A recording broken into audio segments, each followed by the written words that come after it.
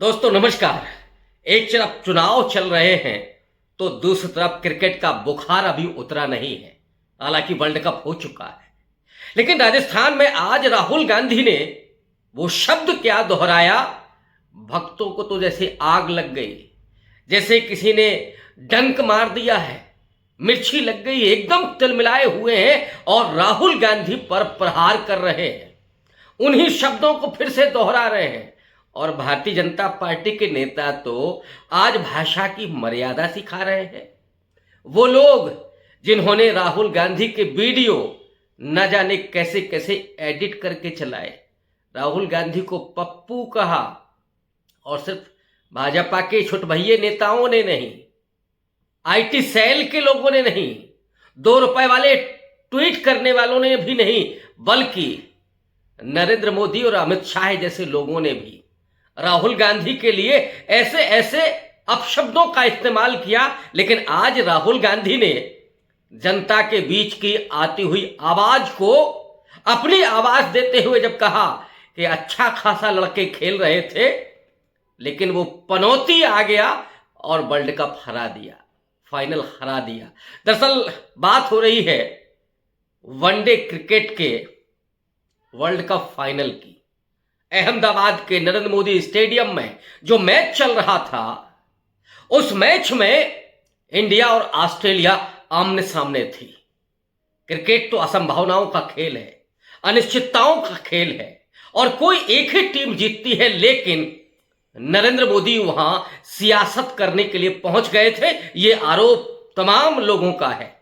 और नरेंद्र मोदी के पहुंचने की सूचना जैसे ही मिली, हजारों लाखों लोगों ने ट्विटर से लेकर के फेसबुक और व्हाट्सएप पर यह ट्रेंड किया कि नरेंद्र मोदी को नहीं जाना चाहिए, पनौती को नहीं जाना चाहिए, अगर वो चले गए तो इंडिया टीम हार जाएगी। और नियति को शायद यही मंजूर था। नरेंद्र मोदी जो ख्वाब लेकर के गए थे, जो उन्होंने इवेंट बनाने का इंतजाम किया था, वो धराशायी हो गया। इंडिया मैच हार गई, और ऐसे नहीं, बुरी तरीके से हार गई। वो लड़ती हुई भी फाइनल में नहीं दिखाई दी। जिस तरह से सेमीफाइनल तक उसने लगातार संघर्ष करके और विपक्षी पार्टी को धराशायी किया था, धूल चटाई थी, वही पार्टी संघर्ष करते हुए दिखाई दी। और लोगों ने ठीकरा फोड़ना शुरू किया नरेंद्र मोदी पर, पनौती कहा। उस समय फोटो भी नरेंद्र मोदी की लगा करके लोग पनौती कह रहे थे। ये शब्द हालांकि उचित नहीं है, मैं भी मानता हूं, लेकिन लोगों का क्या। आप अगर किसी को पप्पू कहेंगे, किसी को गाय बछड़ा कहेंगे, बंटी बबली कहेंगे, जर्सी गाय कहेंगे, 50 करोड़ की गर्लफ्रेंड कहेंगे, तो यही होती है नियति, यही होती है प्रकृति के पलट करके आपको उसका खामियाजा भुगतना पड़ता है। आपको मिलता है जो आप बोते हैं वही काटते हैं।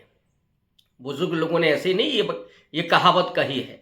आज नरेंद्र मोदी की हालत ये है कि राहुल गांधी लगातार हमले कर रहे हैं, और उन शब्दों में हमले कर रहे हैं जिन शब्दों में उससे और खतरनाक और अपमानजनक शब्द में जिस तरह से बीजेपी के बड़े बड़े लीडर राहुल गांधी पर हमला करते थे।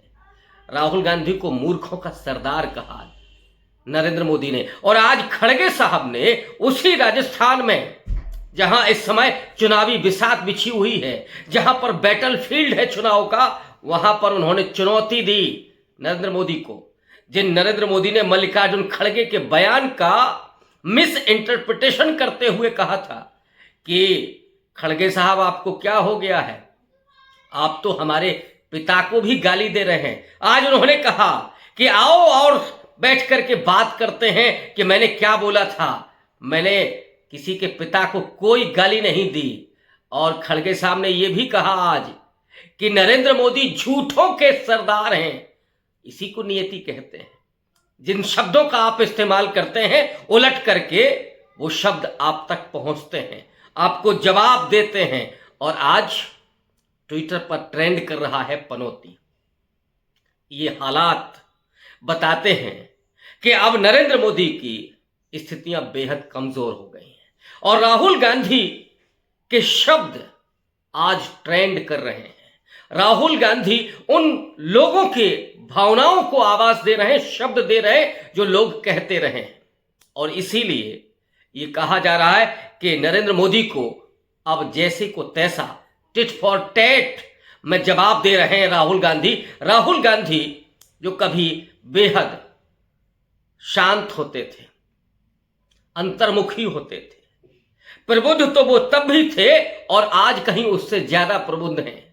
वो राहुल गांधी जो उस परिवार से आते हैं जिस परिवार में 3 प्रधानमंत्री हुए, जिन्होंने सलीका सीखा बात करने का, सलीका सीखा लोगों के बीच में भाषण देने का, उन्होंने सलीका सीखा बड़ों के सम्मान करने का। लेकिन भारतीय जनता पार्टी की संस्कृति, भारतीय जनता पार्टी का चाल चरित्र और चेहरा जब विरोधियों को शब्दों से ध्वंस करने लगे, शब्दों से अपमानित ही नहीं कलंकित करने लगे, उनका दानवीकरण करने लगे, उनको कहीं टुकड़े टुकड़े गैंग कहने लगे, कहीं उनको देशद्रोही घोषित करने लगे, उस समय राहुल गांधी ने छोड़ दी वो सादगी, राहुल गांधी ने छोड़ दी वो नैतिकता, शब्दों की मर्यादा। और खास करके उन लोगों के लिए महाराष्ट्र में जब वो भारत जोड़ो यात्रा में थे, सावरकर पर सीधा हमला उन्होंने किया था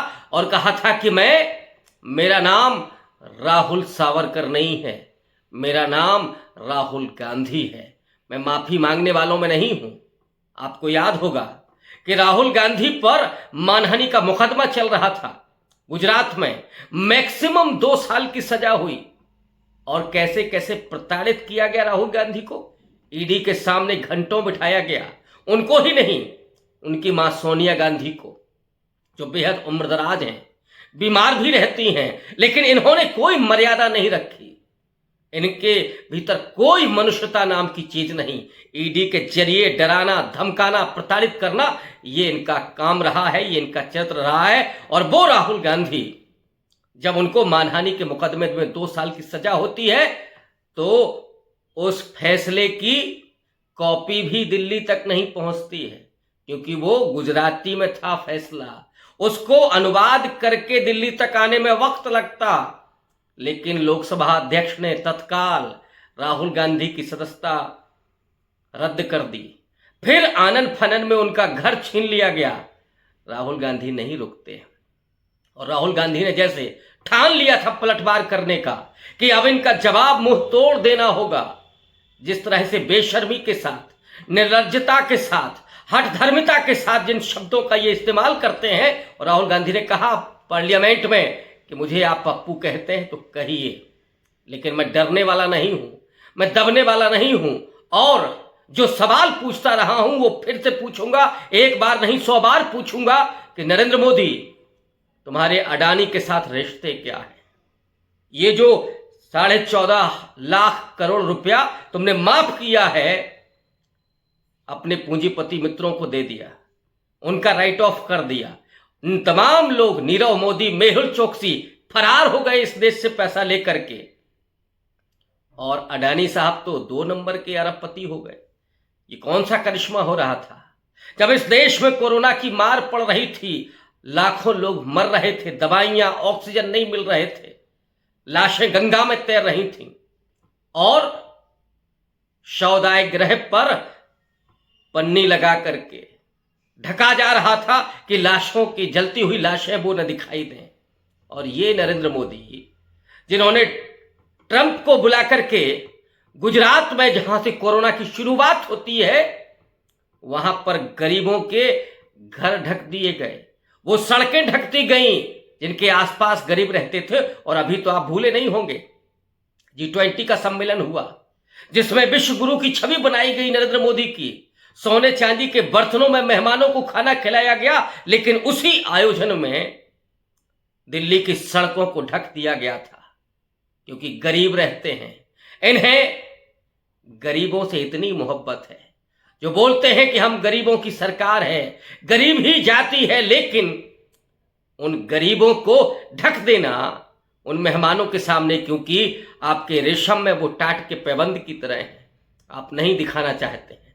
उस वक्त भी आपने क्या सम्मान किया खड़गे का, क्या सम्मान किया राष्ट्रपति का, और विपक्ष को तो लगातार आप घेरते रहे, अपशब्द कहते रहे। और आज अगर राहुल गांधी ने यह कहा है कि अच्छा खासा लड़के खेल रहे थे, पनौती के जाने से हार गए, और वो आवाज निकल करके यहां तक पहुंचती है कि देश के लिए नरेंद्र मोदी पनौती की तरह है। तमाम ट्विटर पर आपको इस तरह के मिल जाएंगे ट्वीट, ट्रेंड कर रहा है।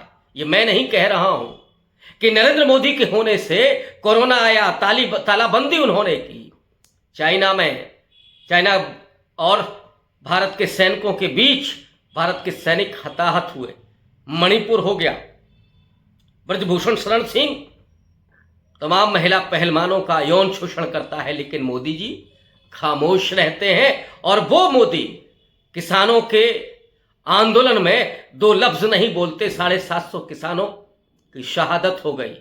सीए एनआरसी में न जाने कितने लोग जेलों में बंद कर दिए गए, लोग सड़क पर आ गए। कश्मीर में क्या किया? धारा 370 को खत्म करने के नाम पर वहां के लोकतंत्र को ही आपने बंधक बना लिया। ये सवाल उठ रहे हैं।